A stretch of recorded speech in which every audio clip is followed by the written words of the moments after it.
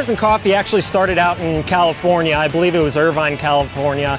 It was probably almost 10 years ago, and it's really grown and expanded to different cities. I moved back here in 2009. I'm originally from the area, and there really wasn't anything like this. It kind of started as an internet phenomenon. I put a filler out on a couple of car forums for some guys to come out that had some exotic and performance cars. We went to the Lotus forums, the Ferrari forums, Lamborghini forums, and we used to post up and say that we're all going to be meeting, generally at a Starbucks, and it really grew from there. It was kind of small the first year, but the second year grew a little bit bigger, and the third year a little bit bigger, and you can see where we're at today. It's pretty cool to see what this has developed into and some of the cool and crazy cars that come out here in Pittsburgh.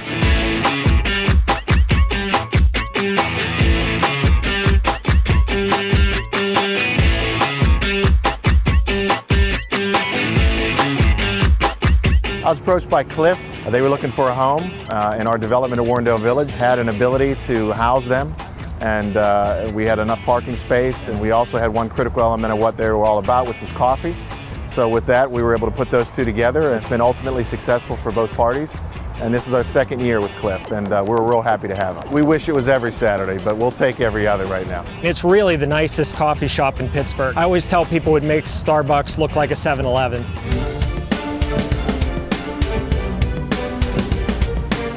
Today's Porsche Day, and I'm a Porsche owner, so I thought it fitting to make a Porsche Day. I've been in the Allegheny region Porsche Club of America for probably 7 years now. We do have some other specialized days, an Italian day. We did one day have a color coordinated day where we tried to park different cars together by color, and it ended up making for some really nice photos.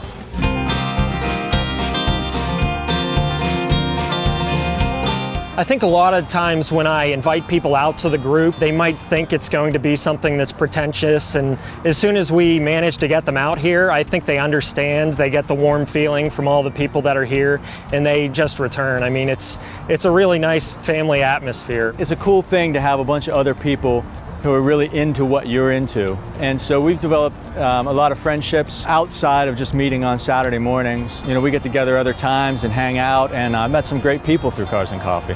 I actually went through, my husband was diagnosed with cancer and actually passed away. And the group at Cars and Coffee has truly embraced me as part of their family and has really helped me, you know, to move on and to kind of get through all of that. So it's definitely very inclusive.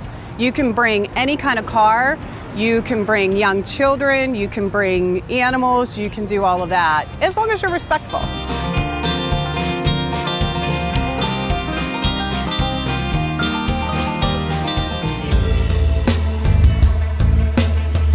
Our club is a little different than maybe a normal car show that you would go to. We ask that if you're coming out to one of our regular meets that you're also bringing a car, something unique for people to enjoy.